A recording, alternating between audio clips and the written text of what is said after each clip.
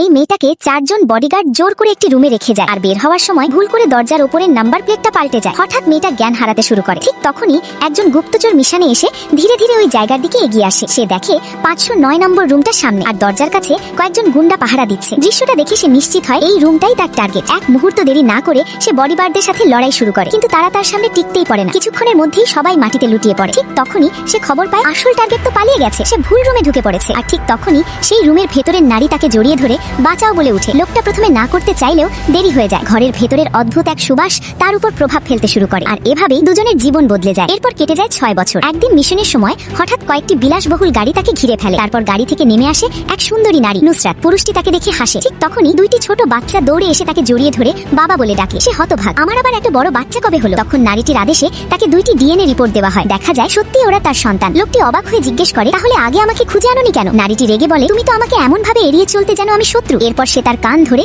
সরাসরি কাজী অফিসে গিয়ে বিয়ে করে ফেলে। বাইরে এসে তারা 2 সন্তান সহ একটি পারিবারিক ছবি তোলে। কিন্তু আলাদা হওয়ার আগে লোকটি চুপি চুপি আবার নতুন করে ডিএনএ টেস্ট করানোর নির্দেশ দেয়। এদিকে নারীটি ভয়ঙ্কর সমস্যায় পড়ে। তার পরিবার জোর করে তাকে এক ধনী পরিবারের সাথে বিয়েতে বাধ্য করতে চায়, কারণ সে আগে অবিবাহিত অবস্থায় সন্তান জন্ম দিয়ে পরিবারের সম্মান নষ্ট করেছে। তাই তারা তাকে শাস্তি হিসেবে বিয়ে দিতে চায়। নারীটি রাজি না হলে তারা তার 2 সন্তানকে ধরে ফেলে এবং হুমকি দেয়, বিয়ে না করলে বাচ্চাদের দিয়ে দেব। মা মরিয়া হয়ে সন্তানদের বাঁচানোর চেষ্টা করে, তাদের পালাতে বলে, তোমাদের বাবার কাছে যাও। কিন্তু ততক্ষণে দেরি হয়ে যায়। তাকে ধরে ফেলা হয় আর বাচ্চাদের বেঁধে ফেলা হয়। শেষ ভরসা হিসেবে বাচ্চারা তাদের বাবাকে ভয়েস মেসেজ পাঠায়, কিন্তু সেটাও কেড়ে নেওয়া হয়। ওদিকে পুরুষটি রিপোর্ট পায় বাচ্চারা সত্যিই তার সন্তান এবং এই 6 বছর নারীটি একাই কষ্ট করে সন্তানদের বড় করেছে। ঠিক তখনই সে বাচ্চাদের বিপদের বার্তা পায়। সে বুঝে যায় তার পরিবার বিপদে। এদিকে নারীটি শেষ চেষ্টা হিসেবে তার দাদার কাছে অনুরোধ করে বাচ্চাদের ছেড়ে দিতে, কিন্তু কেউ শোনে না। পরিস্থিতি ভয়ঙ্কর হয়ে ওঠে। এক পর্যায়ে একজন লোক বোতল দিয়ে নারীর মাথায় আঘাত করে। ঠিক সেই মুহূর্তে এক প্রবল শক্তির ঝড়ের মতো কিছু এসে সবাইকে ছিটকে ফেলে এবং বুঝে যায় সে এবার কাউকেই ছাড়বে না।